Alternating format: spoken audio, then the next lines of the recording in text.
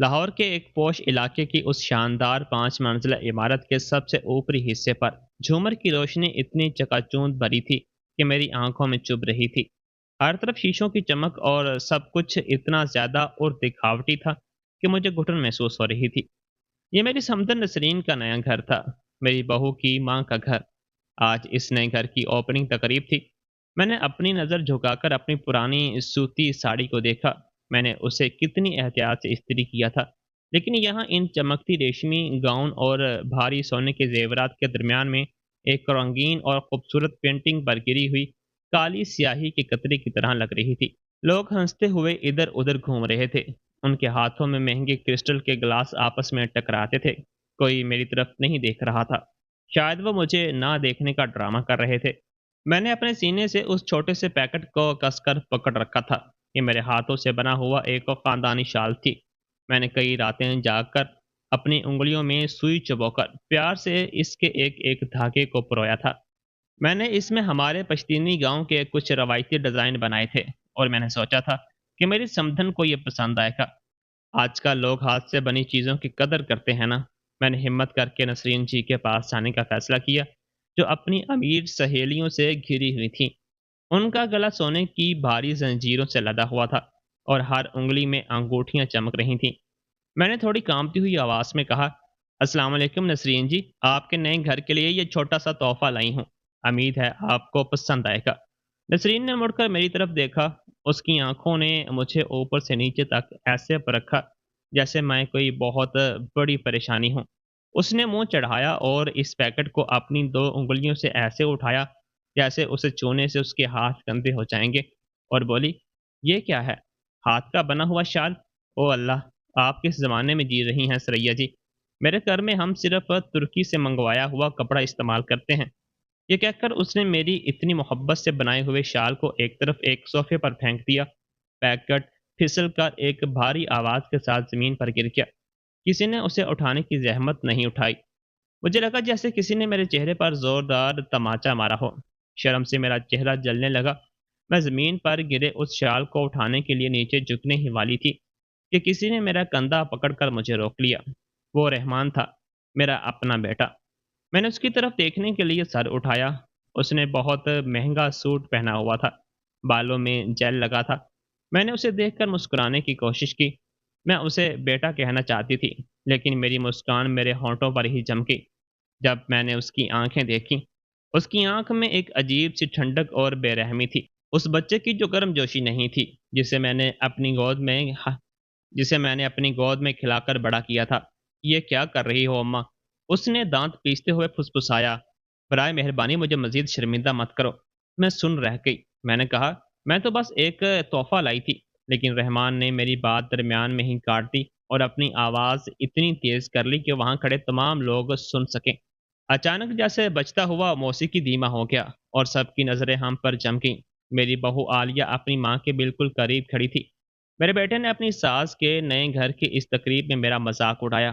اس نے زمین پر بچھے ایک بہت مہنگے ایرانی قلین کی طرف اشارہ کرتے ہوئے کہا، ساری زندگی گدھوں کی طرح محنت کر لو، تمہارے پاس ایسا گھر کبھی نہیں ہوگا۔ اس گھر کے دروازے کا آستانہ بھی نہیں خرید سکتی۔ تم اپنے آپ کو میری بیوی کے خاندان سے مت ماپو اور گھر جاؤ، یہاں تماشا مت بناؤ۔ میری بہو نے فوراً منہ پر ہاتھ رکھ کر اپنی طنزیہ ہنسی چھپائی اور کہا، آپ ضرور بہت جل رہی ہوں گی۔ واقعی آپ کے یہ پرانے اور گھسے ہوئے کپڑے اس شاندار پارٹی کا پورا ماحول خراب کر رہے ہیں۔ میرے بیٹے کی ساس نسرین فاتحانہ مسکراہٹ کے ساتھ اپنے مہنگے چمڑے کے صوفے کے پاس ایسے کھڑی تھی جیسے میں کسی محل میں کھوئی ہوئی کوئی بھکاری ہوں۔ میرے کانوں میں ایک عجیب سی بنبناہٹ ہونے لگی۔ مجھے لگا جیسے کسی نے میرے دل کو لوہے کی مٹھی سے کس کر جکڑ لیا۔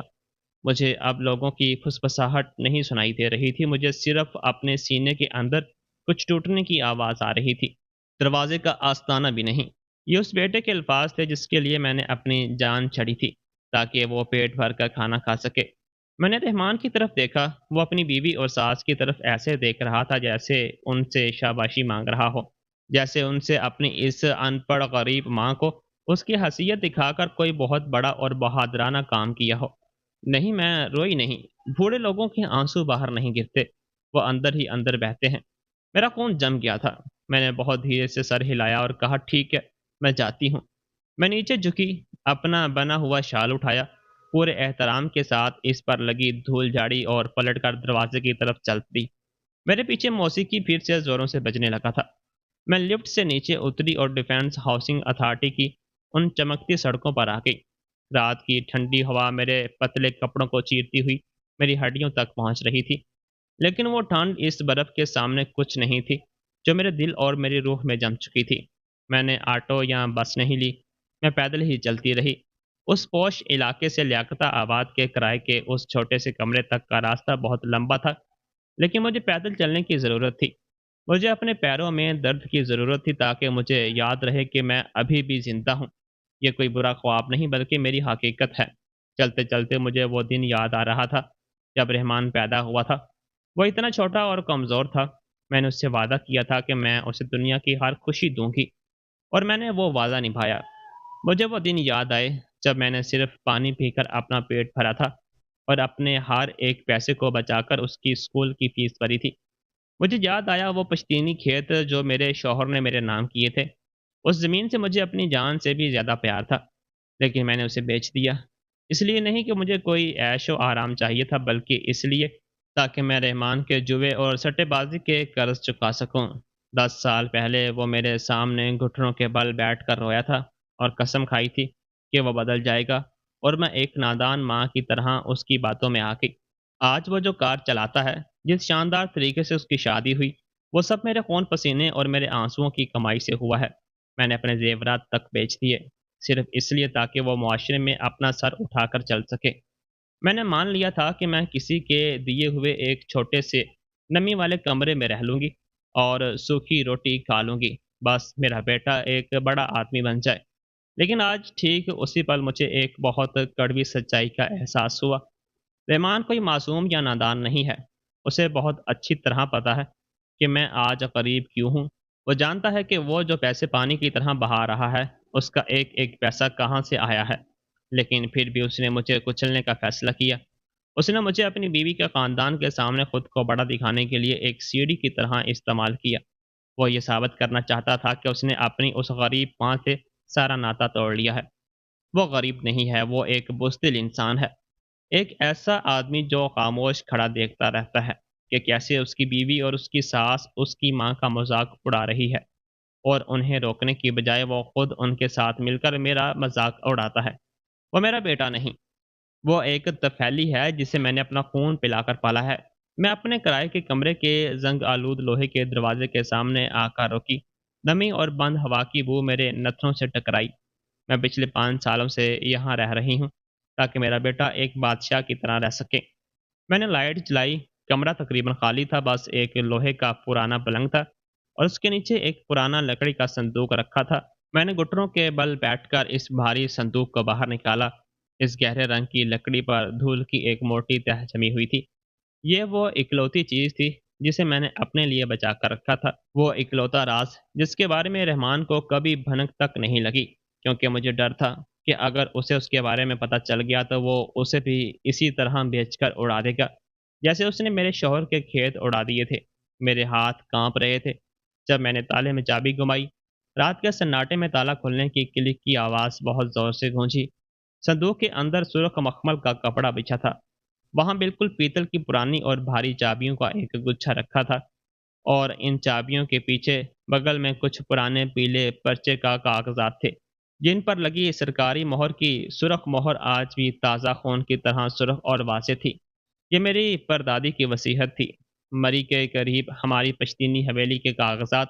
میری پردادی ایک بہت سخت اور طاقتور خاتون تھی۔ اسے پورے علاقے کی اصلی مالکن کہا جاتا تھا۔ میں نے وہ بھاری چابیاں اپنے ہاتھوں میں اٹھائیں۔ پیتل کی وہ ٹھنڈک میری ہتھیلی سے ہوتی ہوئی میری رگوں میں دوڑ گئی۔ میں نے دیوار پر ٹنگے ایک چھوٹے سے دھندلے شیشے میں اپنا چہرہ دیکھا۔ وہ عورت جو مجھے شیشے سے گور رہی تھی، اس کے بال سفید تھے، آنکھیں دسی ہوئی تھیں اور چہرے پر جھریاں تھیں، لیکن ان کی آنکھوں میں اب کوئی لاچاری یا ہار نہیں تھی۔ ان آنکھوں میں اب ایک آگ جلنے لگی تھی۔ میں نے اپنی گال پر بچی آخری آنسو کی بوند کو پونچھ ڈالا۔ بس بہت ہو گیا، میں نے خود سے پھسپھسایا۔ بس بہت ہو گیا۔ وہ قربانی دینے والی سریا وہ نادان ماں جو اپنے منہ کا نوالا نکال کر اپنے بیٹے کو دے دیتی تھی، وہ ماں آج اس پارٹی میں مس چکی ہے۔ آج رات سے اس نوکرانی کے ریٹائر ہونے کا وقت آ گیا ہے، اور اب اس حویلی کی اصلی مالکن کی واپسی کا وقت آ گیا ہے۔ میں نے میز پر رکھا اپنا پرانا کی پیڈ والا موبائل فون اٹھایا۔ میں نے رحمان کا فون نہیں کیا، میں اس کی آواز کبھی نہیں سننا چاہتی تھی، کم از کم ابھی تو بالکل نہیں۔ میں نے ایک ایسا نمبر ملایا جو مجھے زبانی یاد تھا، لیکن پچھلے 10 سالوں میں نے کبھی اسے ڈائل کرنے کی ہمت نہیں کی تھی۔ فون کی گھنٹی ایک بار بجی، دو بار بجی۔ ہیلو، کہیے، کیا خدمت کر سکتا ہوں؟ دوسری طرف سے ایک پختہ اور بہت ہی پڑھی لکھی آواز آئی۔ السلام علیکم وکیل صاحب، خان صاحب بول رہے ہیں نا؟ میں نے ایک ایسی اطمینان کے ساتھ کہا جس نے مجھے خود حیران کر دیا۔ میں سریا بول رہی ہوں، سریا بیگم۔ لائن کی دوسری طرف ایک پل کے لیے گہرا سناٹا چھا گیا، اور پھر آواز میں ایک عجیب سی حرکت اور خوشی سنائی تھی۔ سریا بیگم، او اللہ! آخر کار آپ نے فون کر ہی لیا۔ ہم کتنے سالوں سے آپ کے اس ایک فون کا انتظار کر رہے تھے۔ حویلی بالکل ویسی ہی ہے، بے داغ اور بالکل تیار۔ وہ بس آپ کی راہ دیکھ رہی ہے۔ میں نے اپنی مٹھی میں چابیوں کو اور کس کر دبا لیا۔ گاڑی تیار رکھیے خان صاحب، کل صبح میں گھر واپس آ رہی ہوں، اور مجھے حویلی کے ایک ایک سامان، ایک ایک چیز کی پوری فہرست بنانے میں آپ کی مدد چاہیے۔ اب وقت آ گیا ہے کہ ساری چیزوں کو ان کے صحیح ٹھکانے پر لگایا جائے۔ میں نے فون کاٹ دیا۔ باہر تیز بارش ہو گئی تھی۔ پانی کی بوندیں میری کمرے کی ٹین کی چھت پر زور زور سے بج رہی تھیں، لیکن میرے اندر جو طوفان اتنے سالوں سے چل رہا تھا وہ ایک دم شانت ہو گیا تھا۔ اب وہاں صرف ایک ایسا فیصلہ تھا جس سے پیچھے ہٹنے کا کوئی راستہ نہیں تھا۔ کل جب سورج نکلے گا تو اس کے ساتھ ایک نئی سریا کا جنم ہوگا۔ میرے پیارے دوستو، میرا دل یہ سب بتاتے ہوئے بہت بھاری ہو رہا ہے۔ ایک کہاوت ہے کہ ماں باپ اپنے بچوں کے لیے اپنی ہڈیاں تک گلا دیتے ہیں، لیکن جب وہی بچے بڑے ہو جاتے ہیں تو انہیں اپنے ماں باپ کے کپڑوں سے بھی بدبو آنے لگتی ہے۔ کیا ایک ماں کو زندگی بھر صرف اس لیے بےعزتی سہنی چاہیے کیونکہ اس نے جنم دیا ہے؟ کیا خون کا رشتہ ہر دھوکے کو معاف کرنے کا لائسنس ہوتا ہے؟ اگر آپ کو بھی لگتا ہے کہ رحمان اور اس کی بیوی نے جو کیا وہ ایک گھر باپ ہے اور سریا بیگم کو آپ پلٹ وار کرنا چاہیے، تو براہ کرم اس ویڈیو کو لائک کریں، ہمارے چینل کو سبسکرائب کریں، اور کمنٹ میں لکھیں ماں کا احترام سب سے بالا۔ ساتھ ہی مجھے یہ بھی بتائیں کہ آپ یہ کہانی کس شہر سے دیکھ اور سن رہے ہیں۔ آپ کی آواز ہی میری طاقت ہے۔ چلیے دیکھتے ہیں کہ کل صبح حویلی پہنچنے کے بعد کیسے یہ پرانی اور کھس پٹی شطرنج کی بساط ہمیشہ کے لیے پلٹنے والی ہے۔ اگلی صبح میری آنکھ کھلی تو کھڑکی سے سورج کی ہلکی کرنیں اور چھوٹے سے نمی والے کمرے میں آ رہی تھیں۔ رات پر ہوئی بارش نے لیاقت آباد کی ہوا میں مٹی کی ایک مہک گھول دی تھی، لیکن میرے اندر ابھی بھی راکھ اور دھوئیں کی بو باقی تھی۔ میں نے روز کی طرح اپنی صبح کی چائے بنائی۔ ادرک اور الائچی کی خوشبو ہمیشہ مجھے سکون دیتی تھی، لیکن آج یہ مجھے اس پوش علاقے کی یاد دلا رہی تھی جہاں میں جلد لوٹنے والی تھی۔ میں نے اپنا پرانا کی پیڈ والا فون ایک طرف رکھا اور اپنا وہ سادہ سا اسمارٹ فون اٹھایا جسے میں صرف واٹس ایپ اور اپنے چھوٹے موٹے موبائل کے کاموں کے لیے استعمال کرتی تھی۔ میں نے اسکرین کھولی تو دیکھا کہ رات کے وقت بینک کی طرف سے کئی سارے پیغامات آئے ہوئے تھے۔ میری نظر اسکرین پر جم گئی۔ پیغامات انگریزی میں تھے، لیکن میں اتنی بھی ان پڑھ نہیں تھی کہ ان کا مطلب نہ سمجھ سکوں۔ ایک کے بعد ایک 4 پیغامات تھے۔ پہلے پیغام میں لکھا تھا کہ آپ کے ادھار کی تصدیق کے لیے ایک وقتی پاس ورڈ بنایا گیا ہے۔ دوسرے پیغام میں تھا آپ کے اکاؤنٹ سے منسلک موبائل نمبر تبدیل کرنے کی درخواست موصول ہوئی ہے۔ اور تیسرے پیغام نے میرے پاؤں تلے سے زمین کھسکا دی، جس میں لکھا تھا آپ کے باہمی فنڈ کی سرمایہ کاری پر قرض کی کارروائی شروع کر دی گئی ہے۔ برائے مہربانی لنک پر کلک کر کے تصدیق کریں۔ میرا دل زور سے دھڑکنے لگا۔ میں نے ایسی کوئی درخواست نہیں کی تھی۔ مجھے اچانک یاد آیا 2 دن پہلے رحمان میرے کمرے میں آیا تھا۔ اس نے بہت میٹھی آواز میں کہا تھا کہ اس کے مہنگے فون کی بیٹری ختم ہو گئی ہے اور اسے دفتر میں ایک بہت ضروری کال کرنی ہے۔ میں نے بغیر سوچے اپنا فون اسے دے دیا تھا۔ وہ تقریباً آدھے گھنٹے تک فون لے کر کمرے کے باہر بالکونی میں ٹہلتا رہا تھا۔ اس وقت مجھے لگا کہ وہ کام میں مصروف ہے، لیکن اب مجھے سمجھ آ رہا تھا کہ وہ اس وقت میرے فون سے میری زندگی بھر کی جمع پونجی کو نیلام کرنے کا جال بن رہا تھا۔ میں گھبراہٹ میں اپنے لوہے کے پرانے گوادریج الماری کی طرف دوڑی۔ میرے ہاتھ کانپ رہے تھے جب میں نے اس کے اندر بنے چھوٹے سے لاکر کی چابی گمائی۔ اس لاکر میں اپنے سارے ضروری کاغذات، میری زندگی کی بیمہ کی رسید میرے باہمی فنڈ بینک کی پاس بک اور دیگر اہم دستاویزات رکھتی تھی۔ میں نے دیکھا کہ اندر رکھی فائل ویسی نہیں تھی جیسی میں نے چھوڑی تھی۔ کاغذات الٹے سیدھے رکھے ہوئے تھے۔ ایک رسید تو فائل سے بالکل کھسک کر نیچے گری ہوئی تھی۔ کوئی میرے کاغذات کو چھان چکا تھا اور اس کمرے میں میرے علاوہ صرف رحمان کی ہی پہنچ تھی۔ ابھی میں ان کاغذات کو سمیٹ ہی رہی تھی کہ دروازے پر زور سے دستک ہوئی۔ میں نے دروازہ کھولا تو سامنے رحمان کھڑا تھا۔ وہ کل رات کی اس شاندار پارٹی والے غرور سے ابھی بھی بھرا ہوا تھا۔ اس نے کمرے کے اندر قدم بھی نہیں رکھا، بس چوکھٹ پر کھڑا رہا اور اپنی ناک پر رومال رکھ لیا، جیسے میرے گھر سے اسے بدبو آ رہی ہو۔ اما جلدی کرو، اس نے بہت ہی روکھے اور چڑچڑے لہجے میں کہا۔ مجھے تمہارے آدھار کارڈ اور پین کارڈ چاہیے۔ تمہاری اس پرانی ہیلتھ انشورنس پالیسی کا KYC اپڈیٹ کرنا ہے، اور ہاں، تمہارے فون پر ابھی ایک OTP آئے گا، وہ مجھے دے دینا۔ جلدی لاؤ، میرے پاس تمہاری ان فالتو چیزوں کے لیے پورا دن نہیں ہے۔ میں نے اس کی آنکھوں میں دیکھا، ان آنکھوں میں کوئی شرم نہیں تھی۔ کل رات اس نے مجھے سینکڑوں لوگوں کے سامنے ذلیل کیا تھا، مجھے اس گھر کے آستینے سے بھی نیچا بتایا تھا، اور آج صبح وہ ایسے آ گیا جیسے کچھ ہوا ہی نہ ہو۔ اس کی یہ بے شرمی دیکھ کر میرا خون کھولنے لگا، لیکن میں نے اپنے چہرے پر کوئی جذبہ نہیں آنے دیا۔ میں نے گہری سانس لی، اپنی آواز کو بالکل پرسکون رکھا اور کہا، مجھے کاغذ نہیں مل رہے رحمان، میں نے کہیں رکھ دیے ہیں اور میں بھول گئی ہوں۔ وہ چڑ گیا۔ اس نے ہوا میں ہاتھ چٹکتے ہوئے کہا، تم سے یہ ایک کام بھی ٹھیک سے نہیں ہوتا نا اماں؟ تمہاری یادداشت بھی اب کام نہیں کرتی۔ پتہ نہیں اس کباڑ خانے میں تم کیسے زندہ ہو۔ جب مل جائے تو مجھے فون کر دینا اور اپنا فون چالو رکھنا۔ OTP ضروری ہے۔ اس نے اپنی جیب سے 500 کا ایک کڑک نوٹ نکالا اور میری طرف ایسے اچھالا جیسے کوئی کسی بھکاری کو بھیک دے رہا ہو۔ یہ لو، کچھ ٹھیک کا کھا لینا۔ کل پارٹی میں تو تم نے ویسے بھی تماشا بنا کر میری ناک کٹوا دی تھی۔ اب اور کوئی ڈرامہ مت کرنا۔ وہ مڑا اور تیزی سے سیڑھیاں اتر گیا۔ میں نے زمین پر گرے اس 500 کے نوٹ کو دیکھا اور پھر اسے اٹھا کر کوڑے دان میں ڈال دیا۔ مجھے اس کی بھیک نہیں چاہیے تھی، اب مجھے اپنی حفاظت خود کرنی تھی۔ میں بغیر ایک پل گنوائے تیار ہوئی۔ میں نے حویلی جانے کا اپنا فیصلہ کچھ گھنٹوں کے لیے ٹال دیا، کیونکہ مجھے پہلے اس مالیاتی خطرے کو روکنا تھا۔ میں تیز قدموں سے چل کر مرکزی سڑک پر آئی اور ایک آٹو پکڑ کر سیدھے بینک آف پنجاب کی ایک اپنی مرکزی شاخ پر پہنچی۔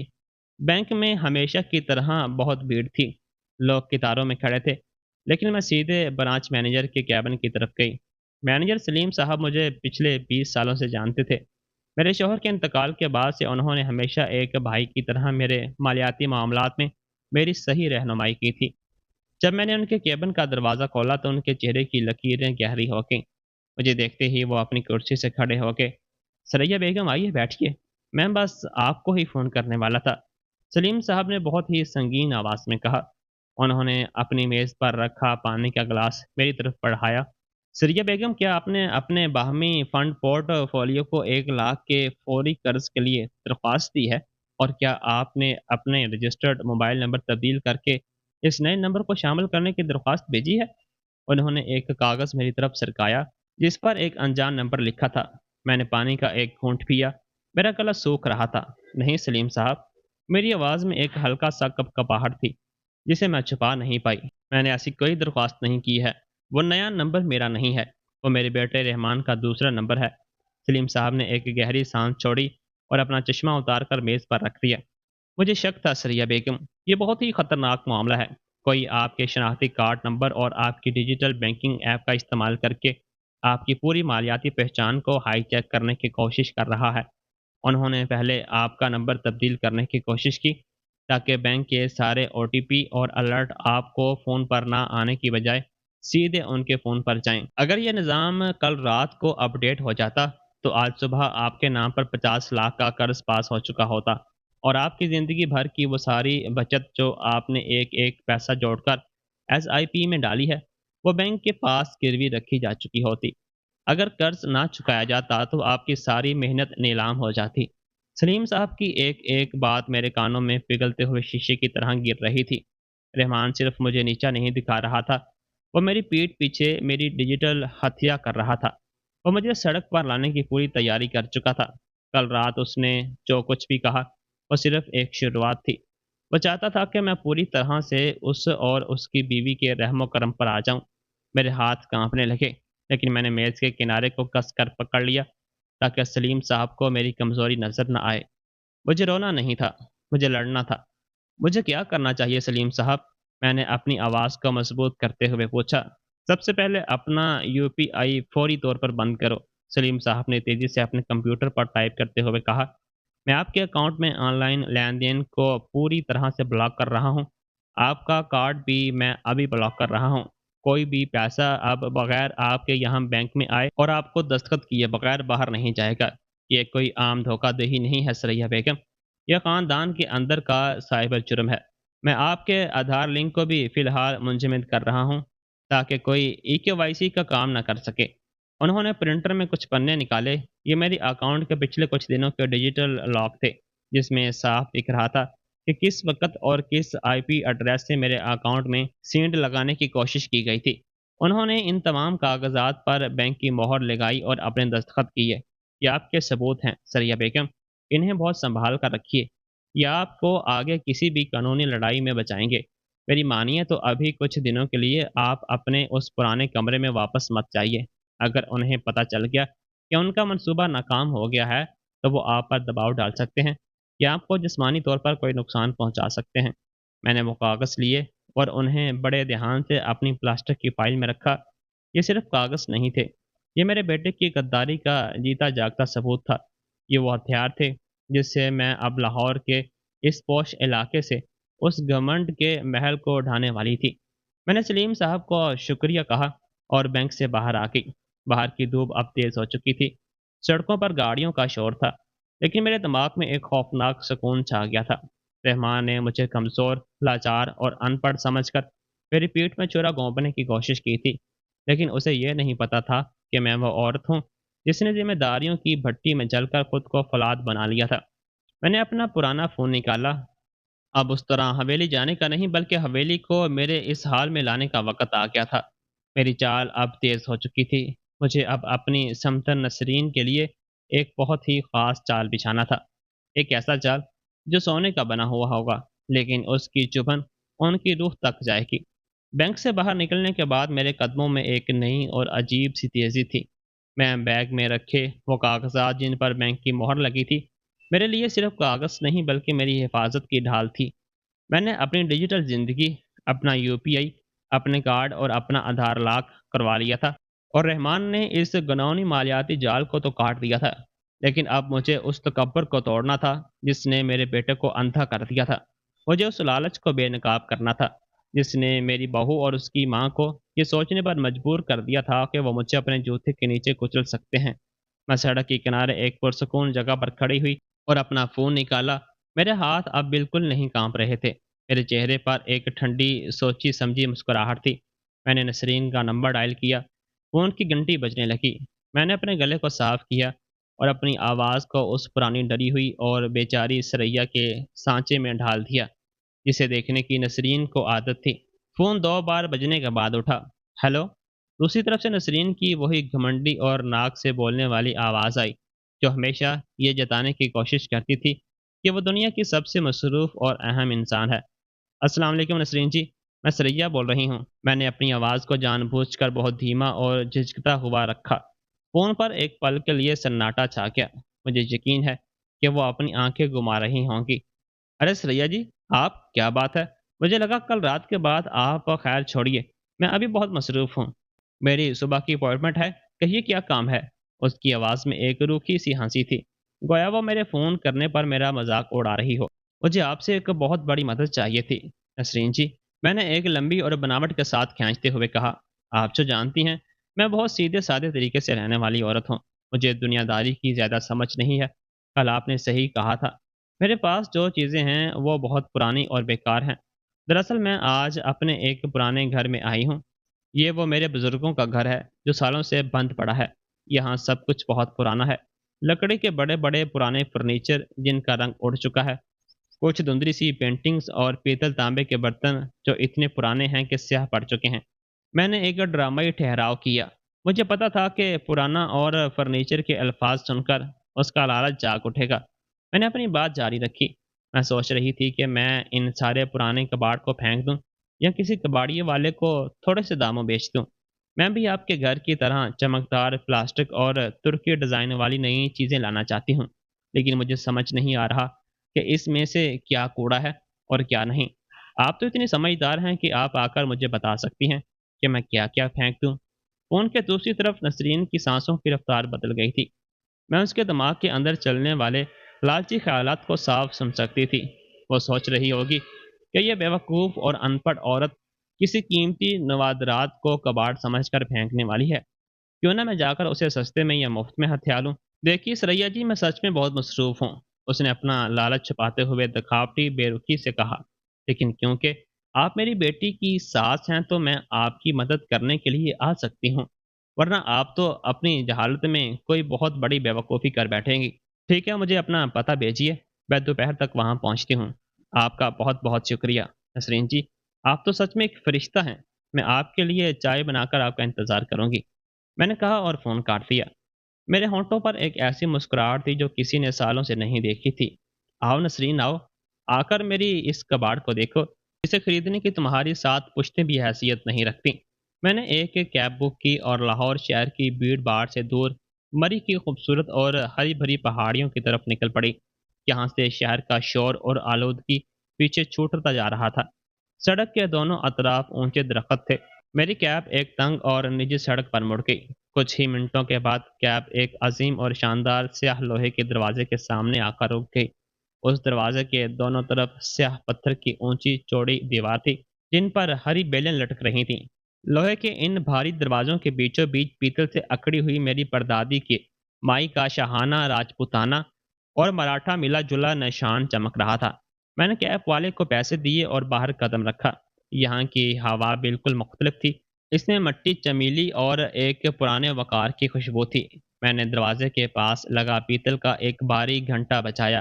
کچھ ہی سیکنڈ میں دروازے کے اندر بنی ایک چھوٹی کھڑکی کھلی اور ایک جھریوں والے لیکن بے حد سخت چہرے نے باہر جھانکا۔ یہ بشیر تھے۔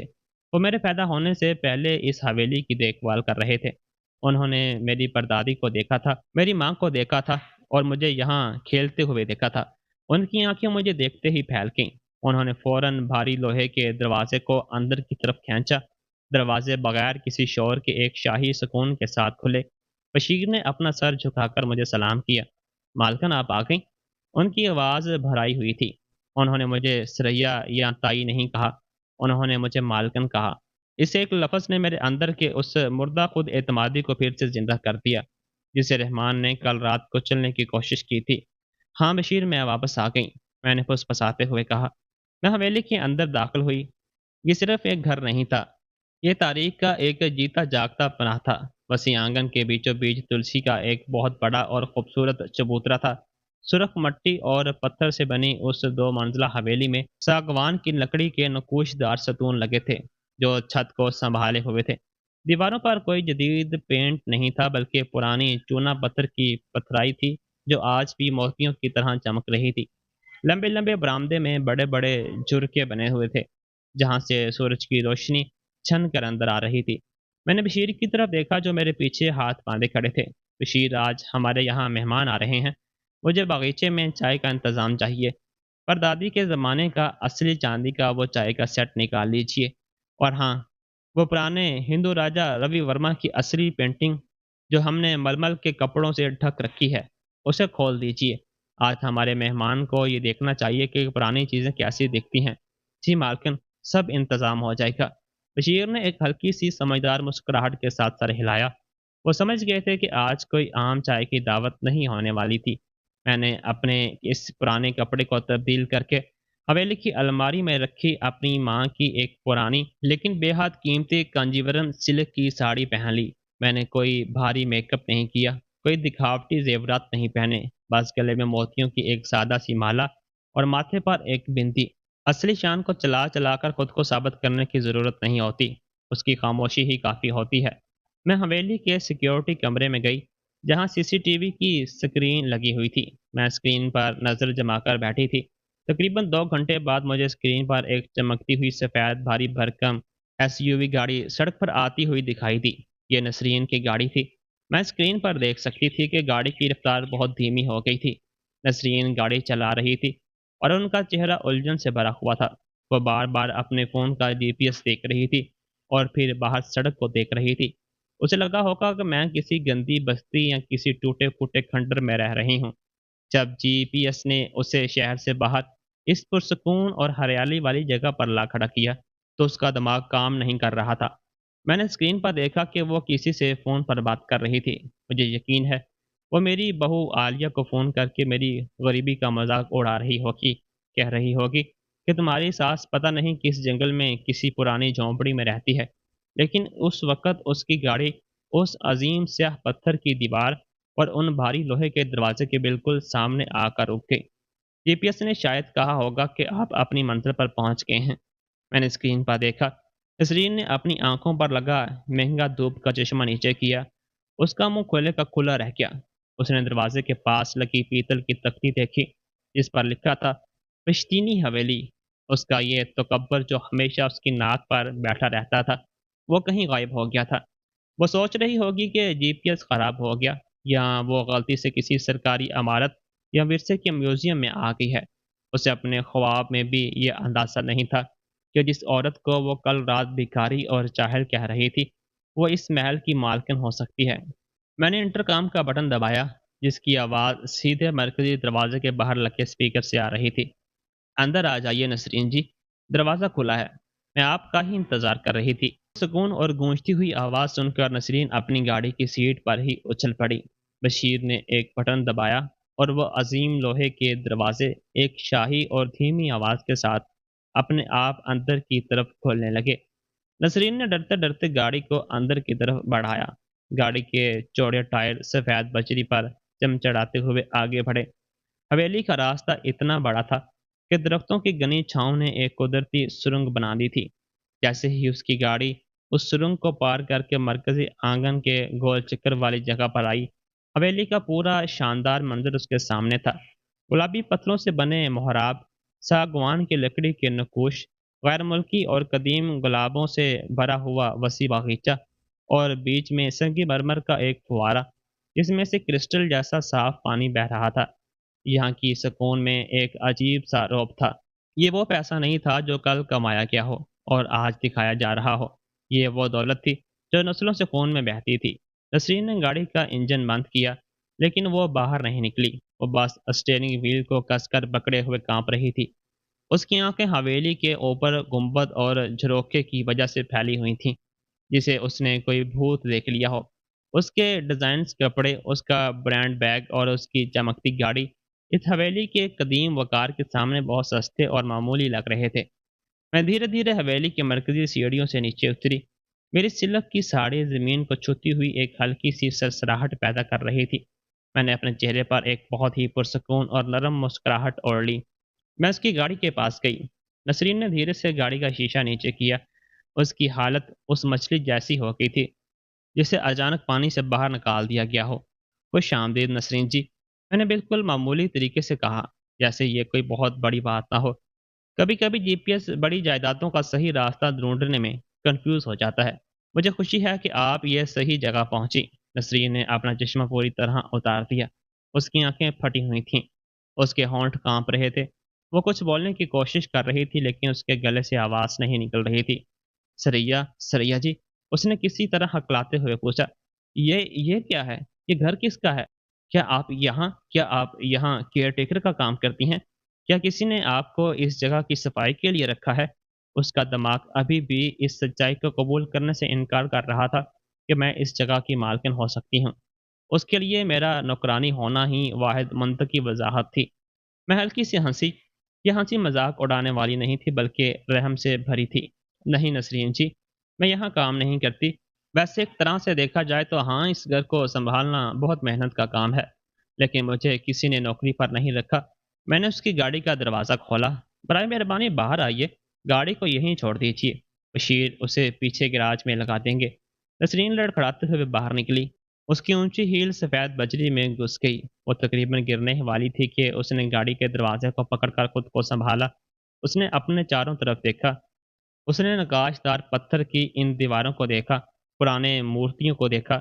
مجھے کچھ سمجھ نہیں آ رہا۔ اس کی آواز اب بہت پتلی اور تیز ہو گئی تھی۔ घबराहट के बायस आप ने तो ये कहा था कि आप एक पुराने घर में आई हैं, जहाँ बहुत सा पुराना कबाड़ है, जिसे आप फेंकना चाहती हैं। आपने झूठ बोला। मैंने कोई झूठ नहीं बोला नसरीन जी।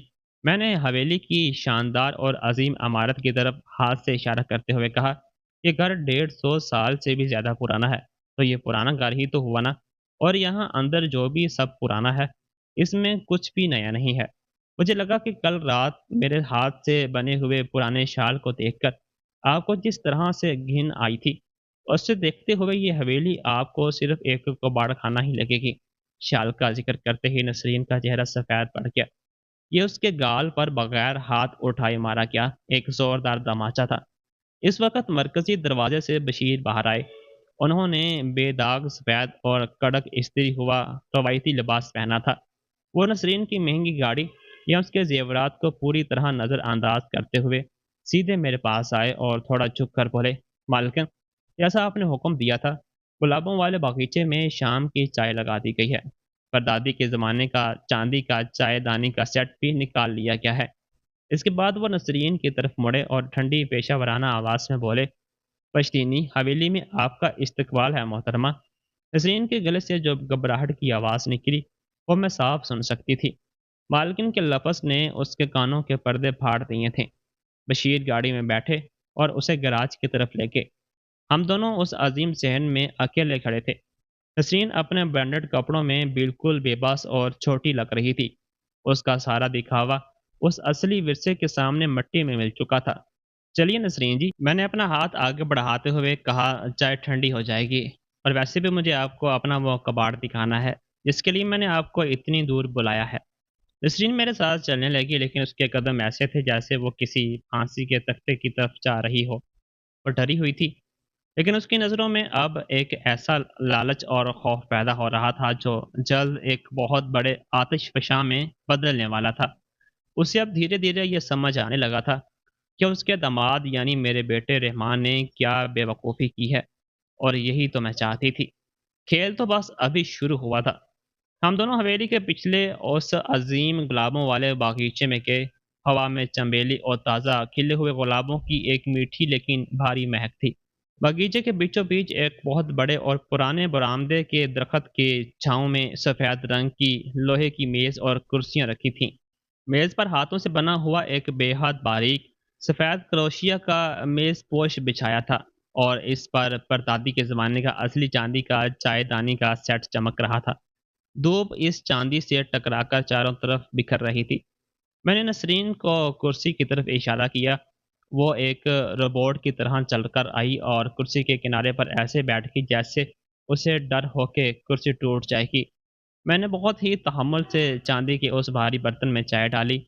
चाय की भाप शाम की ठंडी हवा में उठ रही थी। मैंने एक प्याला नसरीन की तरफ खिसकाया। नसरीन ने अपने कांपते हुए हाथों से इस प्याले को उठाया। उसके हाथों में पहने हुए महंगे हीरे के छल्ले अब इस कदीम और शाही प्याले के सामने बिल्कुल सस्ते और नकली लग रहे थे। अचानक उसकी नज़र प्याले के नीचे बनी उस छोटी सी मोहर पर गई। वो हमेशा से महंगी चीज़ों की शौकीन रही थी। वो कदीम दुकानों और नीलामियों में जाती रहती थी। उसे ब्रांड्स और पुरानी चीज़ों की बहुत अच्छी पहचान थी। उसने इस मोहर को देखते ही प्याला लगभग अपने हाथों से गिरा ही दिया था। यह तो असली सिल्वर पर सलीन चीनी मिट्टी है। वो फुसफुसाई। उसकी आवाज़ गले में अटक गई थी। ये 18वीं सदी का है। सिर्फ इस प्याले की कीमत लाखों में है। मैंने अपनी चाय का एक घूंट लिया और बहुत ही लापरवाही से कहा, होगा, मुझे क्या पता। ये सब परदादी के ज़माने का पुराना कबाड़ है जो सालों से अलमारियों में धूल खा रहा है। मैं तो सोच रही थी कि इस कबाड़ को दे दूं। वैसे भी आपको तो तुर्की का चमकदार प्लास्टिक और नए ज़माने का शीशा ही पसंद है ना। कल रात आपने मेरे बने हुए शाल को देखकर यही तो कहा था। तस्रीन के चेहरे का रंग बिल्कुल सफ़ेद पड़ गया, जैसे किसी ने उसके जिस्म का सारा खून सोख लिया हो। लेकिन उसका लालच अभी ख़त्म नहीं हुआ था। उसकी नज़रें एक भूखे भेड़िए की तरह आस-पास घूमने लगीं। उस वक़्त उसकी नज़र बरामदे के पत्थर की दीवार पर टंगी एक बहुत पुरानी और धुंधली-सी पेंटिंग पर गई। वो अपनी कुर्सी से ऐसे उछली जैसे उसे करंट लगा हो। वो लगभग दौड़ती हुई इस दीवार के पास गई और इस पेंटिंग के बिल्कुल करीब अपना चेहरा ले गई। उसके पाँव तले ज़मीन खिसक चुकी थी। ओ अल्लाह! اس نے اپنے منہ پر ہاتھ رکھ لیا۔ یہ اصلی راجا روی ورما کی پینٹنگ ہے سریا، یہ جگہ، یہ حویلی کوئی پرانا گھر نہیں، یہ ایک چلتا پھرتا میوزیم ہے۔ اس کی قیمت اس کی قیمت تو کروڑوں اربوں میں ہوگی۔ اور تم اس نمی والے کرائے کے کمرے میں رہ رہی تھی۔ تم نے رحمان کا نام لیتے ہی وہ اچانک خاموش ہو گئی۔ میں نے دیکھا کہ کیسے اس کے دماغ کے پرزے تیزی سے گھومنے لگے۔ اس کی آنکھوں میں صرف فن یا تاریخ نہیں تھا، بلکہ ان گنت پیسوں کا لالچ تھا، اور اسی لالچ کے ساتھ اس کے چہرے پر ایک خوفناک ڈر چھا گیا۔ اسے سمجھ آ گیا تھا کہ اس کے داماد یعنی میرے بیٹے رحمان نے اپنی زندگی کی کتنی بڑی غلطی کی ہے۔ رحمان اس پوری اربوں کی جائیداد کا اکلوتا وارث تھا، اور اس نے، میری بہو عالیہ نے اور خود نسرین نے مل کر کل رات اس وارث کی اصلی مالکن کو ذلیل کیا تھا، اسے بھکاری کہہ کر گھر سے نکال دیا تھا۔ اگر میں بغیر وصیت کیے کل مر جاتی تو یہ سب کچھ رحمان کا ہوتا، لیکن اگر میں ناراض ہو کر یہ سب کسی اور کے نام کر دوں یا رحمان کو بے دخل کر دوں تو وہ لوگ سڑک پر آ جائیں گے۔ وہ ڈر بھی ابھی ابھی نسرین کے چہرے پر ابھرا تھا۔ وہ کسی بھی ہارر فلم سے زیادہ ڈراؤنا اور سخت تھا۔ مجھے واش روم جانا ہے، نسرین نے اچانک ہکلاتے ہوئے کہا۔ اس کے ماتھے پر پسینہ چمک رہا تھا۔ میرا پیٹ کچھ ٹھیک نہیں ہے۔ واش روم کہاں ہے؟ اندر جا کر دائیں طرف، میں نے بغیر اس کی طرف دیکھے اپنی چائے پیتے ہوئے کہا۔ وہ لگ بھگ دوڑتی ہوئی حویلی کے اندر چلی گئی۔ وہ واش روم نہیں گئی۔ حویلی کی یہ پرانی پتھر کی دیواریں بہت دھوکے باز ہوتی ہیں۔ یہ آواز کو روکتی نہیں بلکہ اسے ایک کونے سے دوسرے کونے تک گونجنے دیتی ہیں۔ مجھے پتا تھا وہ کیا کرنے والی ہیں۔ میں اپنی جگہ بیٹھی رہی۔ میں نے آنکھیں بند کی اور دھیان سے سنا۔ کچھ ہی پلوں میں مجھے نسرین کی چیخیں اور پھسپھساتی ہوئی آواز سنائی دینے لگی۔ وہ ایک ستون کے پیچھے چھپ کر فون پر بات کر رہی تھی۔ رحمان، تم دنیا کے سب سے بڑے بیوقوف ہو۔ نسرین فون پر پھسپھساتے ہوئے لگ بھگ رو رہی تھی۔ تم نے مجھ سے کہا تھا کہ تمہاری ماں ایک ان پڑھ اور غریب عورت ہے جس کے پاس پھوٹی کوڑی نہیں ہے۔ تم ایک نمبر کے گدھے ہو۔ رحمان، تمہاری ماں کسی جھونپڑی میں نہیں بیٹھی ہے، وہ ایک اصلی شاہی حویلی میں بیٹھی ہے۔ یہاں کروڑوں کی پینٹنگ ہے، چاندی ہے، سینکڑوں ایکڑ کی زمین ہے۔ یہ جائیداد میرے پورے خاندان کی دولت سے 100 گنا زیادہ ہے۔ فون کی دوسری طرف سے شاید رحمان نے کچھ کہا ہوگا کیونکہ نسرین کا غصہ اور بڑھ گیا۔ مجھ سے سوال مت کرو بے وقوف، تم ابھی کے ابھی عالیہ کو لے کر یہاں آؤ، میں نے تمہیں لوکیشن بھیج دی ہے۔ اور سنو میری بات کان کھول کر، اگر تم نے اپنی ماں کی یہ جائیداد کھو دی، اگر اس نے تمہیں اپنی وصیت سے باہر نکال دیا، تو میں قسم کھاتی ہوں کہ میں عالیہ کا تم سے طلاق کروا دوں گی اور تمہیں ایک پیسے کے لیے محتاج کر دوں گی۔ آؤ یہاں اور اپنی ماں کے پیروں میں گر جاؤ، ناک رگڑو اور ان کے سامنے کچھ بھی کرو، لیکن اسے مناؤ۔ اس نے فون کاٹ دیا۔ میں باہر باغیچے میں بیٹھی مسکرا رہی تھی۔ نسرین کی یہ گھبراہٹ میرے لیے کسی میٹھے موسیقی سے کم نہیں تھی۔ جو لوگ کل تک میرے خون کے رشتوں کو اپنی دولت کے پیمانوں پر تول رہے تھے، آج وہی دولت ان کے گلے کا پھندا بن گئی تھی۔ کچھ منٹوں بعد نسرین واپس آئی۔ اس نے اپنے چہرے پر ایک بہت ہی عجیب اور ڈری ہوئی سی جھوٹی مسکراہٹ چپکا رکھی تھی۔ میں آ گئی سریا جی، آپ کی حویلی تو بہت بڑی ہے، اس نے لڑکھڑاتی آواز میں کہا۔ میں نے صرف مسکرا کر سر ہلایا۔ مجھے پتا تھا کہ اب ایک بہت بڑا تماشا ہونے والا ہے۔ میں انتظار کرنے لگی۔ تقریباً 45 منٹ بعد حویلی کے اس پرسکون ماحول کو ایک گاڑی کے انجن کی تیز اور بھدی آواز نے چیر دیا۔ رحمان کی گاڑی حویلی کے مرکزی صحن میں ایسے بریک لگائی کہ سفید بجری ہوا میں اڑ گئی اور میرے گلاب کے پودے پر دھول کی ایک تہ جم گئی۔ گاڑی کے رکتے ہی رحمان اور عالیہ دونوں دروازہ کھول کر باہر کود پڑے۔ عالیہ نے وہی کل رات والی اپنی گھمنڈی پوشاک پہن رکھی تھی، لیکن اس کا چہرہ اب اترا ہوا تھا۔ رحمان تو جیسے پاگل سا ہو گیا تھا۔ اس کی آنکھیں لال تھیں، اس کی سانسیں تیز چل رہی تھیں۔ وہ لگ بھگ دوڑتا ہوا سیڑھیاں چڑھ کر باغیچے میں آیا۔ اس نے میری طرف دیکھا، لیکن اس کی آنکھوں میں کوئی شرمندگی یا پیار نہیں تھا۔ اس کی آنکھوں میں صرف ایک پاگل پن بھرا لالچ اور غصہ تھا۔ یہ سب کیا ہے ماں؟ رحمان نے چلاتے ہوئے کہا۔ اس کی آواز پتھر کی دیواروں سے ٹکرا کر گونجی۔ کیا مطلب ہے اس سب کا؟ تم نے یہ حویلی، یہ کروڑوں کی جائیداد مجھ سے کیوں چھپائی؟ تم نے مجھے ساری زندگی یہ جھوٹ کیوں بولا کہ تم غریب ہو؟ اس نے آ کر میری میز پر اتنا زور سے ہاتھ مارا کہ چاندی کے پیالے آپس میں ٹکرا کر بچ اٹھے۔ تم نے مجھے ایک چھوٹے سے کمرے میں غریبی میں جینے کے لیے چھوڑ دیا، جبکہ تم اس محل کی مالکن تھی۔ تم نے میرے حصے کے وہ پشتینی کھیت بیچ دیے، یہ کہہ کر کہ تمہارے پاس پیسے نہیں ہیں، اور خود یہاں رانی بن کر بیٹھی ہو؟ تم نے میرے ساتھ دھوکہ کیا ہے اماں۔ میں نے بہت سکون سے اپنی چائے کا پیالہ نیچے رکھا۔ میں اپنی کرسی سے اٹھی۔ میں آج اس سے چھوٹی نہیں لگ رہی تھی، میں اس سے بہت بڑی اور مضبوط لگ رہی تھی۔ دھوکہ؟ میں نے ایک ٹھنڈی ہنسی کے ساتھ کہا۔ میں نے وہ قوت اس لیے بیچے تھے رحمان، کیونکہ تمہارے اوپر سٹے بازوں کا لاکھوں کا قرض تھا۔ وہ لوگ تمہیں جان سے مارنے والے تھے، میں نے اپنی عزت بیچ کر تمہیں بچایا تھا۔ اور رہی بات اس حویلی کی، تو میں نے اسے تم سے اس لیے چھپایا کیونکہ میں جانتی تھی کہ تم کیا ہو۔ اگر تمہیں 10 سال پہلے اس حویلی کے بارے میں پتہ چل جاتا تو آج یہ حویلی بھی کسی جوبے کے اڈے پر نیلام ہو چکی ہوتی۔ تم اسے بھی بیچ کر نسرین اور اپنی بیوی کے مہنگے شوق پورے کر رہے ہوتے۔ میں نے اسے اپنے لیے نہیں، ہمارے خاندان کے وقار کے لیے بچایا تھا۔ اسی وقت عالیہ میری بہو بیچ میں بول پڑی۔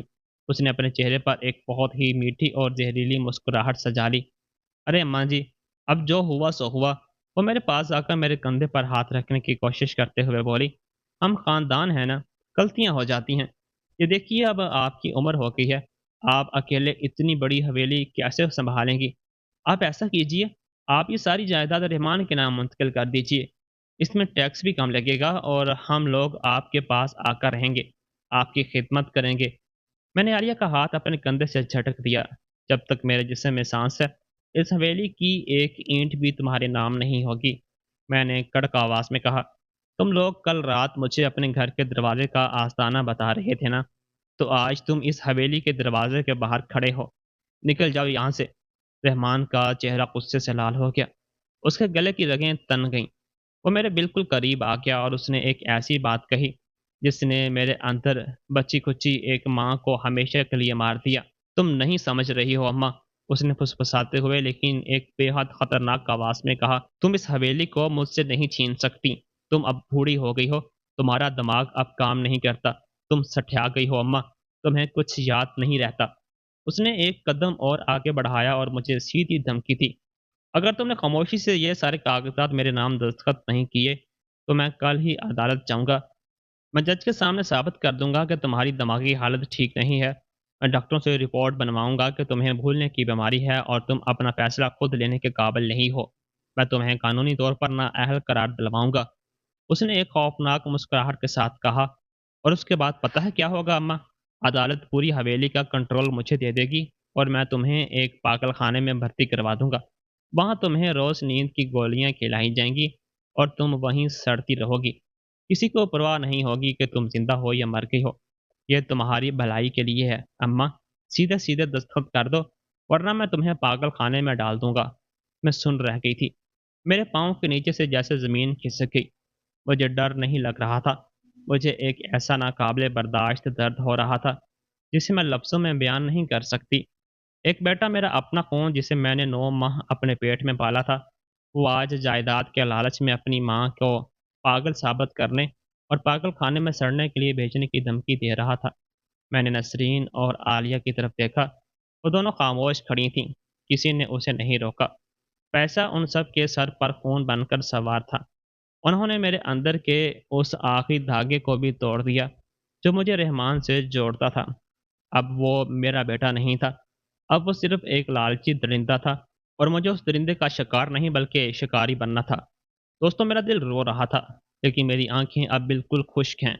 جب ایک بیٹا دولت کے لالچ میں اپنی ہی ماں کو پاگل ثابت کرنے اور اسے جیتے جی پاگل خانے کی کال کوٹری میں پھینکنے کی دھمکی دے دے تو کیا اس ماں کو خاموشی سے اپنے کاغذات سونپ دینے چاہیے یا پھر اس سے ایک ایسی لڑائی لڑنی چاہیے جو معاشرے کے ہر اس لالچی بچے کے لیے ایک سبق بن جائے؟ اگر آپ کا خون بھی یہ سن کر کھول اٹھے، اگر آپ بھی چاہتے ہیں کہ میں اس غدار بیٹے کو اس کی صحیح جگہ دلاؤں تو برائے مہربانی کمنٹ باکس میں ہم آپ کے ساتھ ہیں سریا بیگم لکھ کر میرا حوصلہ بڑھائیں۔ اس ویڈیو کو لائک کریں اور چینل کو سبسکرائب ضرور کریں اور مجھے یہ بھی بتائیں کہ آپ کس شہر سے یہ کہانی دیکھ رہے ہیں، کیونکہ اب میں جو کرنے والی ہوں اس کی گونج پورے ملک میں سنائی دے گی۔ رحمان کی اس خوفناک دھمکی کے بعد حویلی کے اس خوبصورت باغیچے میں ایک ایسا سناٹا چھا گیا جو کسی شمشان سے بھی زیادہ بھاری تھا۔ وہ اپنی ماں کے پیٹ سے پیدا ہونے والا میرا خون میرے سامنے کھڑا ہو کر مجھے جیتے جی ایک کال کوٹری میں سڑنے کی بات کر رہا تھا۔ میری بہو عالیہ اور میری سمدن نسرین کے چہرے پر ایک عجیب سی شاطر چمک تھی۔ انہیں لگ رہا تھا کہ ایک بوڑھی اکیلی عورت اس قانونی اور دماغی دباؤ کے آگے ٹوٹ جائے گی، روئے کی اور اپنی ساری جائیداد ان کے نام لکھ دے گی۔ لیکن انہیں یہ نہیں پتا تھا کہ جس عورت نے اپنے شوہر کے انتقال کے بعد اکیلے اس دنیا میں ہر طوفان کا سامنا کیا ہو، اسے کاغذ کے ان کھوکھلے شہروں سے ڈر نہیں لگتا۔ میں نے ایک لمبی سانس لی۔ میری آنکھوں میں آنسو نہیں تھے، بلکہ ایک ایسی ٹھنڈی آگ تھی جو اب ان سب کو بھسم کرنے والی تھی۔ پاگل خانہ؟ میں نے بہت ہی پرسکون اور مستقل آواز میں پوچھا۔ میری آواز ذرا بھی نہیں کانپی۔ تم مجھے پاگل ثابت کرو گے؟ رحمان، تم عدالت میں جج کے سامنے یہ ثابت کرو گے کہ میری دماغی حالت ٹھیک نہیں ہے تاکہ تم میری اس پشتینی حویلی اور میرے پیسوں پر قبضہ کر سکو؟ رحمان نے ایک کھجلائی مسکراہٹ کے ساتھ اپنا سر ہلایا۔ اسے لگا کہ اس نے مجھے ہرا دیا ہے۔ ہاں ماں، بالکل، اور میرے پاس میری بیوی اور ساس گواہ ہیں کہ تم عجیب و غریب حرکتیں کرتی ہو۔ سیدھے ایک کاغذ پر دستخط کر دو، اس میں تمہاری بھلائی ہے۔ میں نے اسی بیچ میں ہی روک دیا اور زور سے ہنسی۔ میری ہنسی سن کر وہاں کھڑے ان تینوں لوگوں کے چہروں کا رنگ بدل گیا۔ تمہیں کیا لگتا ہے رحمان، تمہاری ماں سچ میں اتنی بیوقوف ہے؟ میں نے اپنے پچھلی حویلی کے برآمدے کی طرف مڑ کر آواز لگائی۔ وکیل صاحب، برائے مہربانی باہر آئیے۔ برآمدے کے بھاری ستونوں کے پیچھے سے میرے وکیل صدیقی صاحب اپنے کالے کوٹ اور ہاتھ میں ایک چمڑے کا بریف کیس لیے باہر نکلے۔ ان کے ساتھ حویلی کے سیکیورٹی انچارج بھی تھے۔ صدیقی صاحب پچھلے آدھے گھنٹے سے وہاں کھڑے ہو کر ہماری ایک ایک بات ریکارڈ کر رہے تھے۔ رحمان کا چہرہ اچانک سفید پڑ گیا۔ اس کی وہ گھمنڈی مسکراہٹ کہیں غائب ہوگی۔ عالیہ نے ڈر کے مارے اپنی ماں نسرین کا ہاتھ کس کر پکڑ لیا۔ میں نے اپنی کرسی پر رکھا اپنا بیگ اٹھایا اور اس میں وہ پلاسٹک کی فائل نکالی جو مجھے آج صبح ہی بینک کے مینیجر صاحب نے دی تھی۔ میں نے وہ فائل میز پر پھینک دی۔ کاغذات ہوا میں بکھر گئے۔ تم مجھے عدالت لے جاؤ گے رحمان؟ بہت اچھی بات ہے، چلو چلتے ہیں عدالت۔ لیکن وہاں جج کے سامنے تمہاری وہ جھوٹی بیماری کی کہانی نہیں چلے گی، بلکہ وہ بینک کے ثبوت چلیں گے۔ میں نے میز پر رکھے اس کاغذ پر اپنی انگلی رکھی جس پر بینک کی سرخ مہر لگی تھی۔ کیا ہے یہ سب؟ رحمان ہکلاتے ہوئے پوچھا۔ اس کی نظر ان کاغذات پر جمی تھی۔ یہ تمہاری بربادی کے دستاویز ہیں، میں نے کڑک آواز میں کہا۔ یہ بینک کے سروے کے لاگس ہیں۔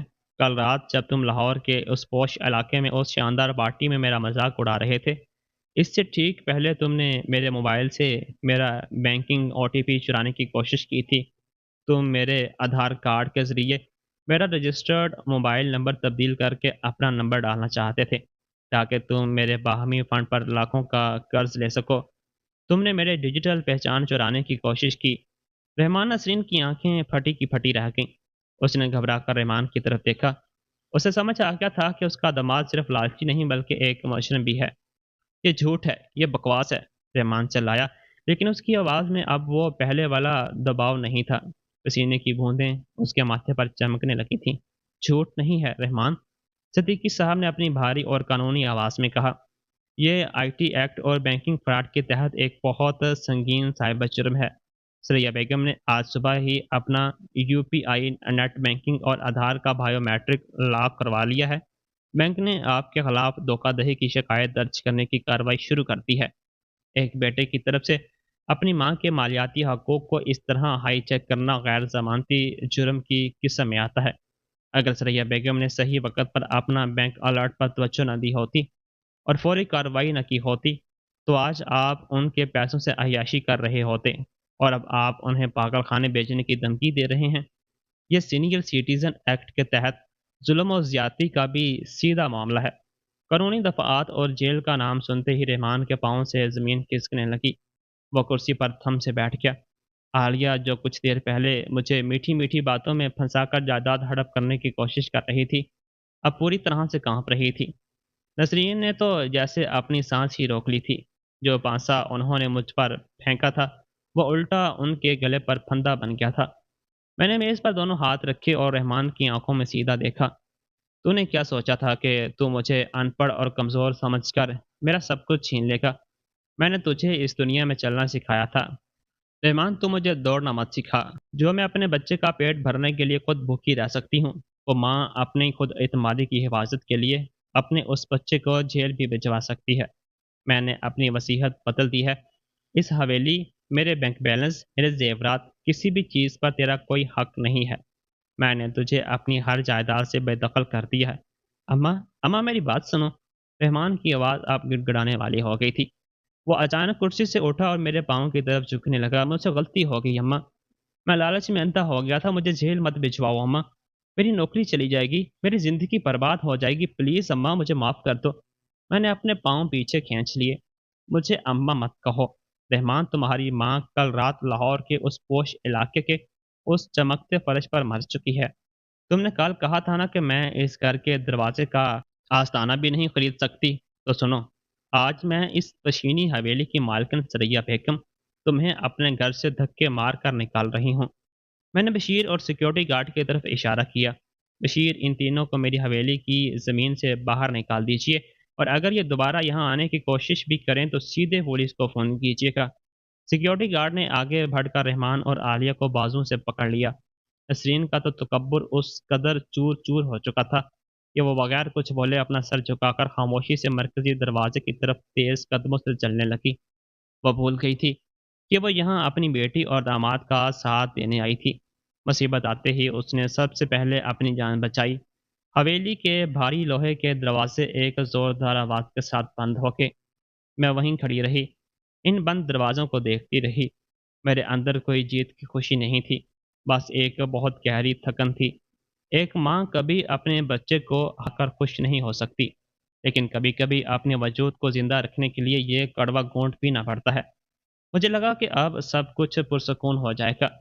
مجھے لگا کہ رحمان اور اس کی بیوی کو اس کی حیثیت پتہ چل جائے گی، اور وہ اب کبھی میری زندگی میں دخل نہیں دیں گے۔ لیکن میں غلط تھی۔ برائی اتنی آسانی سے ہار نہیں مانتی، خاص کر جب اسے پتا ہو کہ اس نے سونے کا انڈا دینے والی مرغی کو ہمیشہ کے لیے کھو دیا ہے۔ اس رات حویلی میں بہت سکون تھا۔ میں اپنے کمرے میں بیٹھی پردادی کی ایک پرانی کتاب پڑھ رہی تھی۔ اس وقت میرے فون پر مسلسل اطلاعات آنا شروع ہو گئیں۔ یہ میرے کچھ دور کے رشتہ داروں اور جاننے والوں کے پیغامات تھے۔ میں نے اسکرین کھولی تو میرا دل بیٹھ گیا۔ عالیہ نے ہار نہیں مانی تھی۔ اس نے سوشل میڈیا پر ایک ویڈیو پوسٹ کیا تھا۔ ویڈیو آگ کی طرح پورے انٹرنیٹ پر پھیل چکا تھا۔ میں نے کانپتے ہاتھوں سے اس ویڈیو کو پلے کیا۔ ویڈیو میں عالیہ زمین پر بیٹھی ہوئی تھی۔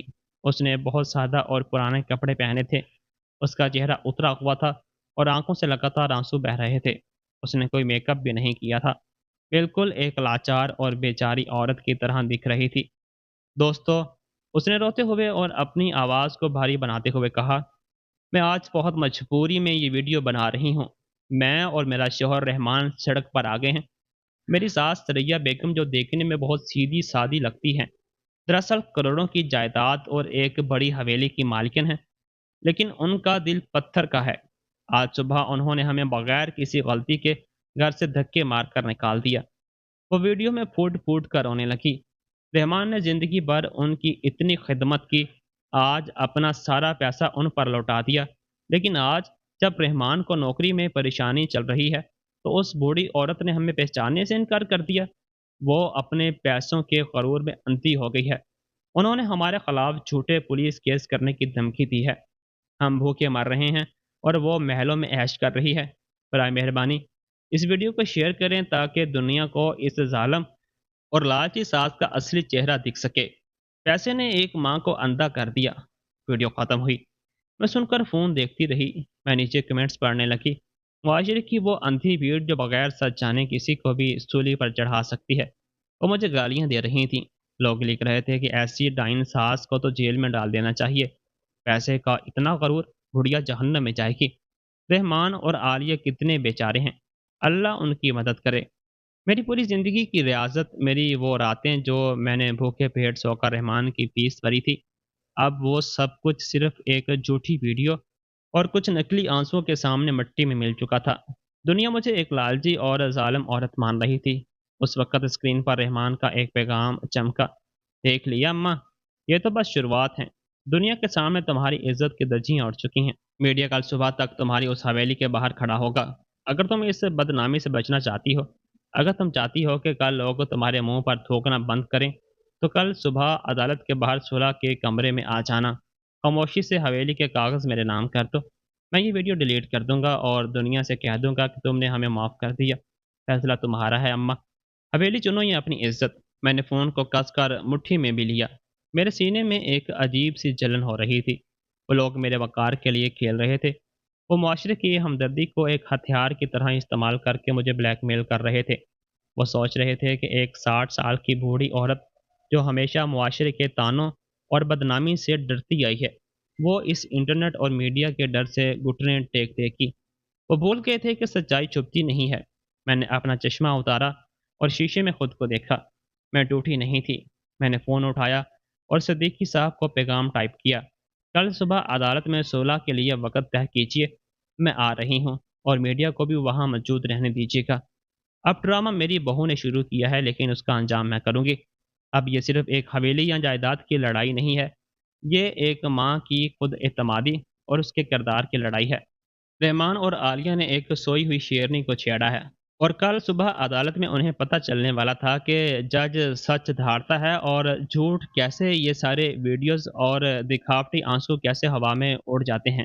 میں کل چھپنے والی نہیں تھی۔ میں کل دنیا کے سامنے اس گندے کھیل کو ہمیشہ کے لیے ختم کرنے والی تھی۔ اگلی صبح جب میری گاڑی خاندانی عدالت کے باہر رکی تو وہاں کا منظر کسی تماشے سے کم نہیں تھا۔ عالیہ نے سچ میں کوئی کسر نہیں چھوڑی تھی۔ اس نے میڈیا کے ان تمام چینلز کو بلایا تھا جنہیں دوسروں کی زندگی کا مذاق بنانے میں مزہ آتا ہے۔ کیمروں کی چمک اور رپورٹروں کی بھیڑ نے عدالت کے مرکزی دروازے کو گھیر رکھا تھا۔ گاڑی کا شیشہ بند ہونے کے باوجود میں ان کی چیخ و پکار سن سکتی تھی۔ وہ مجھے ایک ڈائن، لالچی بڑھیا اور ظالم ساز کے نام سے پکار رہے تھے۔ میرے سامنے بیٹھے صدیقی صاحب نے فکر سے میری طرف دیکھا اور پوچھا کہ کیا ہم پیچھے کے دروازے سے چلیں؟ میں نے سکون سے سر ہلا کر منع کیا۔ میں نے وہ کوئی جرم نہیں کیا ہے کہ میں چوروں کی طرح چھپ کر جاؤں۔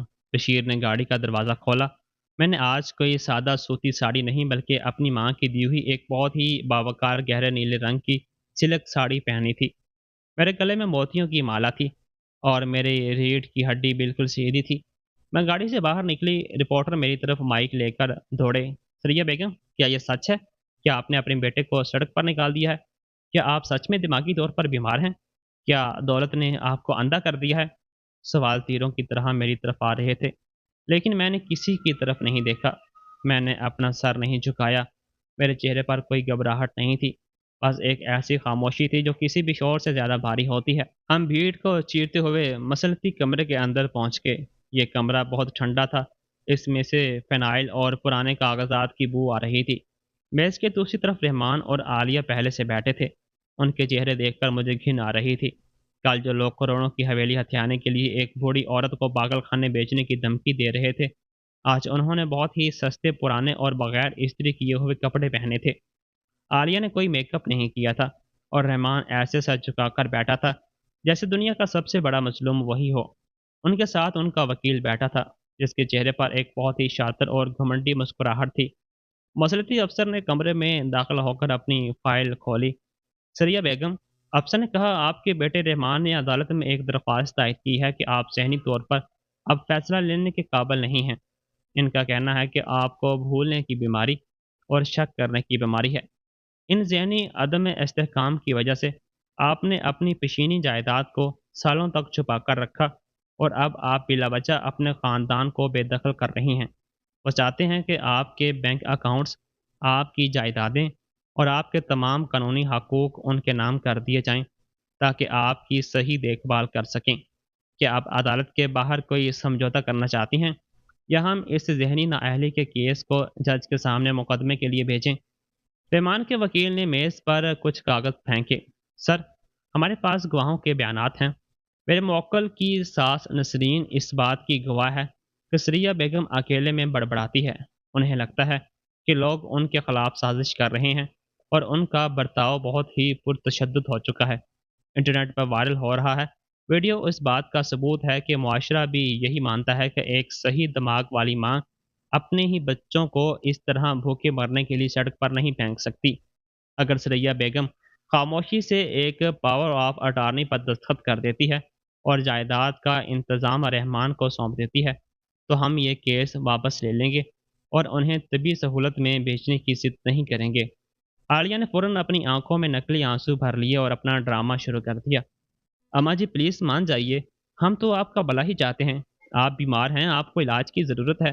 ہم نے میڈیا کو بھی صرف اس لیے بلایا تھا کیونکہ آپ ہماری بات نہیں سن رہی تھی۔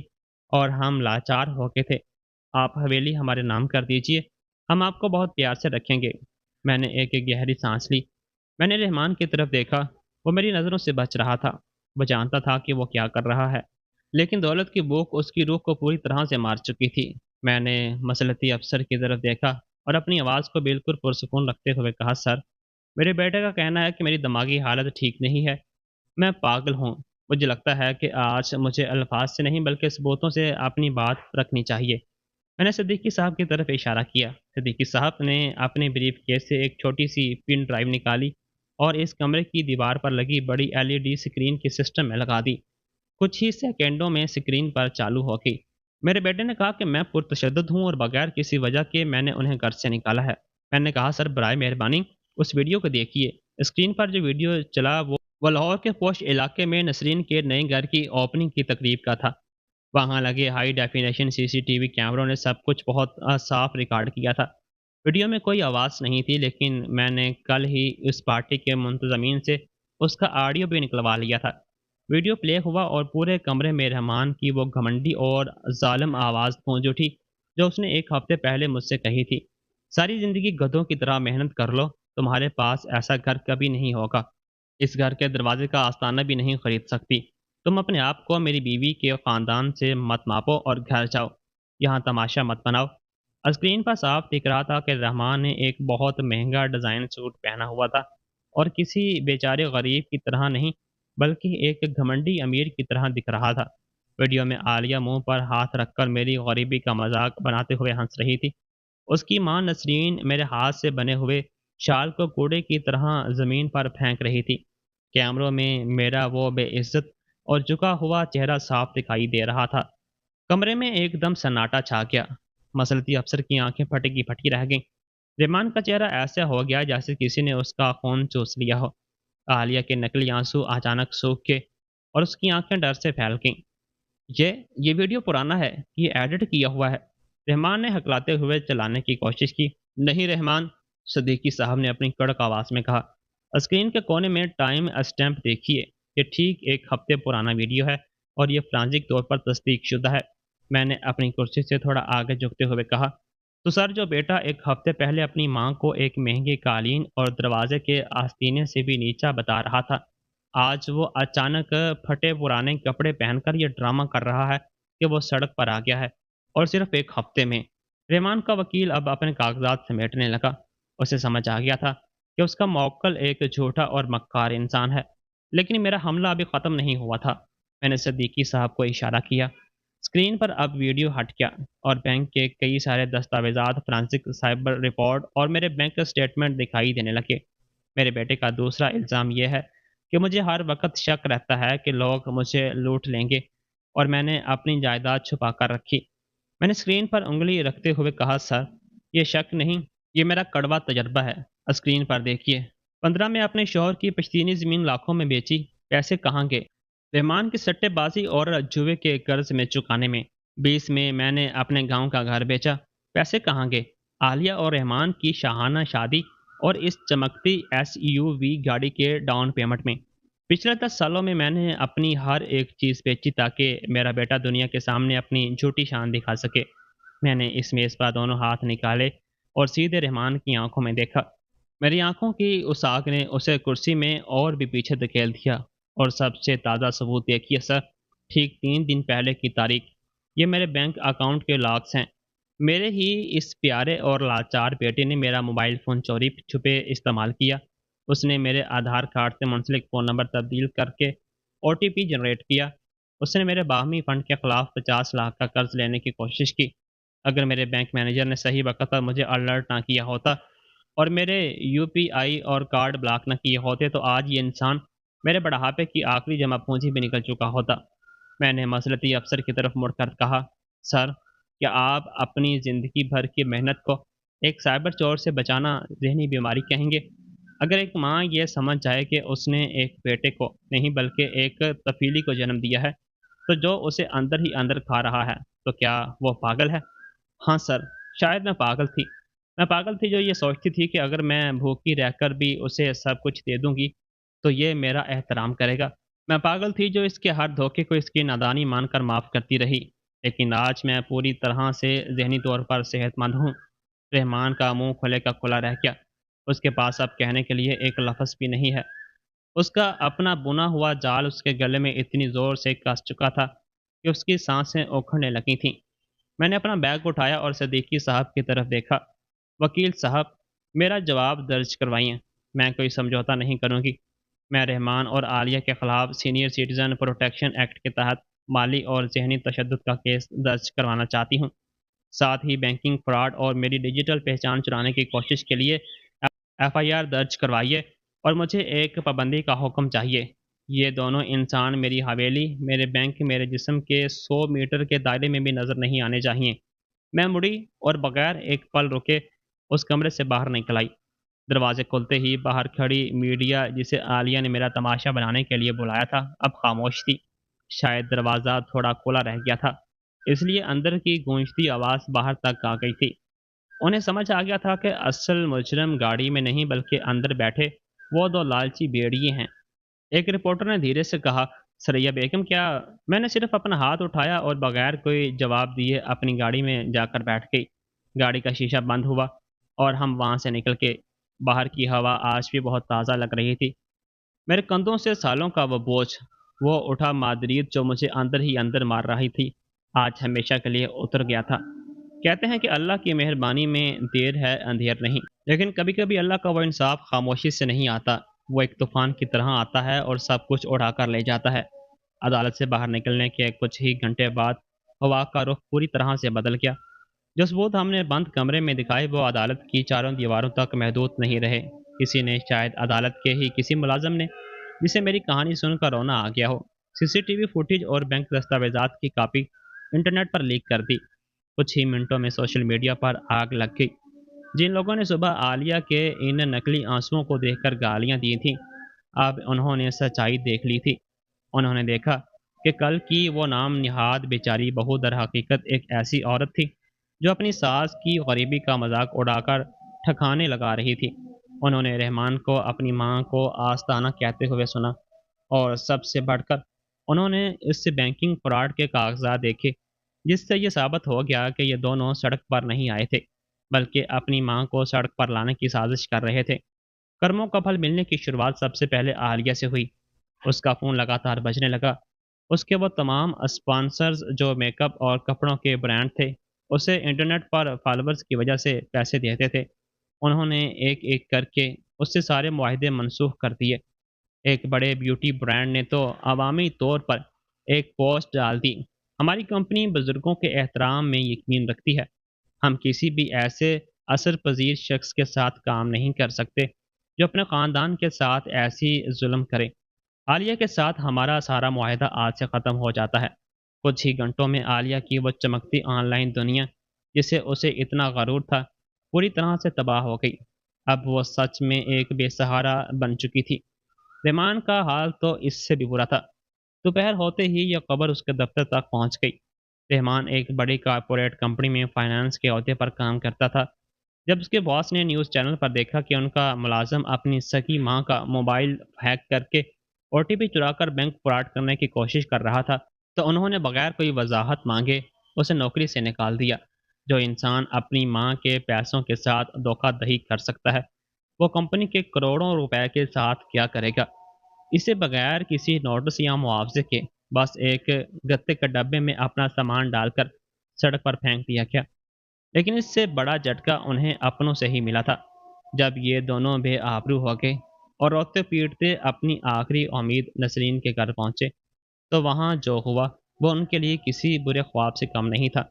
نسرین جو دکھاوے اور جھوٹی شان کے لیے ہی زندہ تھی، اس نے جب دیکھا کہ اس کی بیٹی اور داماد اب پورے ملک کی نظروں میں مجرم بن چکے ہیں اور ان کا سماجی بائیکاٹ ہو رہا ہے، تو اس نے وہی جو ڈوبتے ہوئے جہاز سے چوہے کرتے ہیں، اس نے انہیں گھر کے اندر گھسنے تک نہیں دیا۔ لاہور کے اس پوش علاقے کے اس شاندار فلیٹ کے دروازے پر کھڑی ہو کر اس نے انہیں گالیاں دی، نکل جاؤ یہاں سے۔ نسرین یہ بھول گئی تھی کہ شال پھینکنے والی وہ خود تھیں۔ تم دونوں نے میری ناک کٹوا دی ہے۔ تم لوگوں کی وجہ سے آج پارٹی میں میری سہیلیوں نے مجھے فون کر کے تانے مارے ہیں۔ میرا نام خراب کر دیا تم لوگوں نے۔ میرے گھر میں تم جیسے فراڈ اور لالچی لوگوں کے لیے کوئی جگہ نہیں ہے۔ اس نے دروازہ ان کے منہ پر زور سے بند کر دیا۔ رحمان اور عالیہ جنہوں نے مجھے پاگل خانے بھیجنے کا خواب دیکھا تھا، آج سچ میں بغیر گھر، بغیر نوکری اور بغیر خاندان کے سڑک کے کنارے کھڑے تھے۔ رات کا وقت تھا۔ حویلی کے باہر بہت تیز بارش ہو رہی تھی۔ پانی کی بوندیں حویلی کی پرانی اور مضبوط پتھر کی دیواروں سے ٹکرا رہی تھیں۔ میں اپنی لائبریری میں ایک آرام دہ کرسی پر بیٹھی تھی۔ میرے ہاتھ میں ایک گرم چائے کا پیالہ تھا۔ اچانک حویلی کے مرکزی دروازے پر لگا انٹرنیٹ کام بہت زور زور سے بجا اور لگاتار بجنے لگا۔ کوئی بہت ہی بے چینی سے باہر پیتل کا گھنٹا بجا رہا تھا۔ بشیر میرے پاس آئے۔ ان کے چہرے پر ایک عجیب سی سکون تھی۔ مالکن، باہر سیکیورٹی کیمرے میں دیکھیے۔ میں نے دیوار پر لگے مانیٹر کی طرف دیکھا۔ بارش کے اس دھندلے کیمرے میں ایک آدمی کھڑا تھا۔ وہ پوری طرح سے بھیگ چکا تھا۔ اس کا وہ مہنگا ڈیزائن سوٹ اب پانی اور کچرے سے لتھڑا اور اس کے جسم سے چپک گیا تھا۔ اس کے بال بکھرے ہوئے تھے اور ٹھنڈے سے کانپ رہا تھا۔ وہ رحمان تھا۔ وہ بالکل اکیلے تھا۔ عالیہ اس کے ساتھ نہیں تھی۔ مصیبت آتے ہی لالچ کے رشتے بھی ٹوٹ جاتے ہیں۔ رحمان کیمرے میں بالکل قریب آیا۔ اس کا چہرہ رونے کی وجہ سے سوجا ہوا تھا۔ ماں، وہ انٹرکام میں زور سے چلایا۔ اس کی آواز بارش کے شور میں بھی بہت صاف اور دردناک لگ رہی تھی۔ اماں پلیز دروازہ کھول دو، میرے پاس جانے کے لیے کوئی جگہ نہیں ہے۔ اماں، مجھے نوکری سے نکال دیا گیا ہے اور نسرین آنٹی نے ہمیں دھکے مار کر بھگا دیا ہے۔ اور عالیہ، عالیہ مجھے چھوڑ کر اپنی کسی دوست کے ہاں چلی گئی ہے۔ میرے پاس 1 روپیہ نہیں ہے۔ اماں، مجھے بہت بھوک لگی ہے، مجھے اندر آنے دو۔ اماں، میں تمہارے پاؤں میں گر کر معافی مانگنے کو تیار ہوں۔ اسکرین پر اسے اس حالت میں دیکھ کر میرے سینے میں ایک پل کے لیے ہچکی سی اٹھی۔ وہ میرا بچہ تھا، وہ خون جسے میں نے اپنے جسم سے جوڑا تھا۔ ایک پل کے لیے میرا جی چاہا کہ میں دوڑ کر جاؤں، وہ بھاری لوہے کا دروازہ کھول دوں، اسے اپنے سینے سے لگا لوں اور اسے ایک خشک تولیہ اور گرم کھانا دوں۔ ایک ماں کا دل ایسا ہی ہوتا ہے، ہر غلطی معاف کر دینا چاہتا ہے۔ میری انگلیاں انٹرکام کے اوپن بٹن کی طرف بڑھیں، لیکن اسی وقت مجھے وہ آواز یاد آ گئی۔ اس گھر کے دروازے کا آستانہ بھی نہیں خرید سکتی۔